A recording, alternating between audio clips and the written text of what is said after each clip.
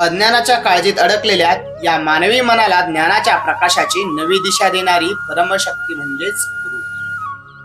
आपल्या संस्कृतीत म्हटलंय, अखंड मंडलाकारम व्याप्त एनम चराचरम तत्पदम दर्शितम एनम तस्मै श्री गुरुवे नमः. पण खरा गुरु कोण? तर जो केवळ शिकवत नाही तर जगण्याचं भान देतो. वारकरी संप्रदायात संत श्रेष्ठ ज्ञानेश्वर माऊलींनी अभंगातून खूप छान सांगितले. ज्ञानदेव म्हणतात, गुरु विना कोण दाखवी वाटा, सांगाजी बोबाटा ज्ञानदेवा.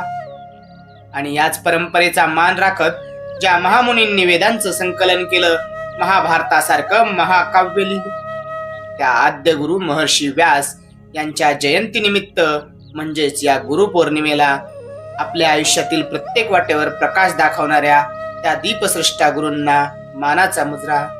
शेवटी एवढंच म्हणेल, जगी जीवना जशी आशा, तशी गुरुविना नाही दिशा, तशी गुरुविना नाही दिशा.